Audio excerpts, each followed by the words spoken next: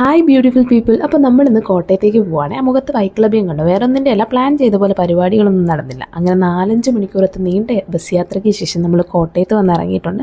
നമ്മളെ കൂട്ടാൻ ഫെലിക്സും വന്നു. അവനൊരു വാച്ച് ശരിയാക്കാനുള്ളതുകൊണ്ട് അത് ശരിയാക്കിയിട്ടാണ് ഞങ്ങൾ അവൻ്റെ വീട്ടിലേക്ക് പോയത്.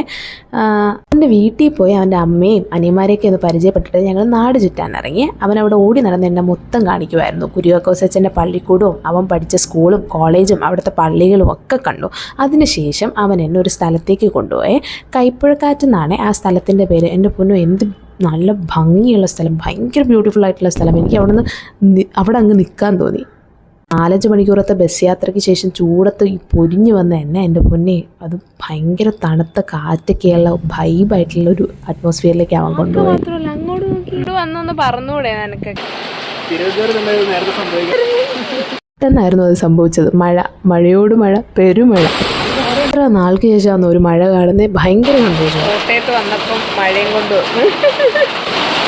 ഞാൻ വരുന്നവരെ ഇവിടെ വെയിലായിരുന്നു. അപ്പോൾ എൻ്റെ ഒരു ചൈതന്യം ഒന്ന് ആലോചിച്ച് അങ്ങനെ നമ്മൾ ഈ മഴയത്തെ പ്ലാനൊക്കെ മാറ്റി ഒരു ചായ കുടിക്കാമെന്ന് വെച്ചാൽ, തണുപ്പത്ത് ചായ കുടിക്കാൻ നല്ല രസമല്ലേ. അങ്ങനെ അവൻ സ്ഥിരം പോകാറുള്ളൊരു കടയിലേക്ക് തന്നെ കൊണ്ടുപോയി. അവൻ കുറേ നാൾക്ക് ശേഷമാണ് അവിടെ പോകുന്നത്.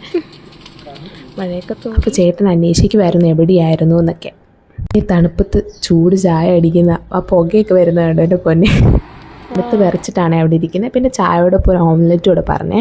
ആ ഓംലെറ്റ് വന്ന് ഞങ്ങളിന്ന് ടേസ്റ്റ് ചെയ്തിട്ട് നല്ല അടിപൊളിയായിരുന്നേ. കഴിച്ച് തീർന്നിട്ട് ഞങ്ങൾ വേഗം ഇറങ്ങി. കാരണം ഞങ്ങളുടെ ഫ്രണ്ട്സ് 2 പേരും കൂടെ വരുന്നുണ്ട്. അവരെ കൂട്ടാൻ റെയിൽവേ സ്റ്റേഷനിലേക്ക് പോയേ. അവിടെ വെയിറ്റിംഗ് ആയിരുന്നു. വന്നിട്ട് കുറച്ച് നേരമായി. അങ്ങനെ അവരെയും കൂട്ടി ഞങ്ങൾ ഫെലിക്സിൻ്റെ വീട്ടിലേക്ക് വിട്ടു. പോകുന്ന വഴിക്ക് കുറേ വിശേഷങ്ങളും ഒക്കെ പറഞ്ഞ് ഞങ്ങൾ ഫെലിക്സിൻ്റെ വീട്ടിലെത്തിയേ. ഫെലിക്സിൻ്റെ വീട്ടിലെത്തിയപ്പോൾ അവിടെ ഫുഡൊക്കെ അടിപൊളിയായി റെഡിയാക്കി വെച്ചിട്ടുണ്ടായിരുന്നു. ഫെലിക്സിൻ്റെ അമ്മയാണ് ആ കാണുന്നത്. എൻ്റെ പൊന്നെ, എന്ത് അടിപൊളിയായിട്ടാണല്ലോ ഫുഡ് ഉണ്ടാക്കുന്നത്. ടേസ്റ്റായിരുന്നു. ഓരോന്നിനും ഇപ്പോഴും ആലോചിക്കുമ്പോൾ എൻ്റെ വായിൽ നിന്ന് വെള്ളം വരും. ഞാൻ ആദ്യമായിട്ടാണ് മാമ്പഴ പുളിശ്ശേരി കഴിക്കുന്നത്. ഞങ്ങളുടെ അവിടെയൊക്കെ പൈനാപ്പിൾ പുളിശ്ശേരിയേ ഉള്ളേ. ഫുഡൊക്കെ കഴിച്ച് കുറേ നേരം വർത്താനം പറഞ്ഞിട്ട് ഞങ്ങൾ 1:30 കിടന്നുറങ്ങിയത്.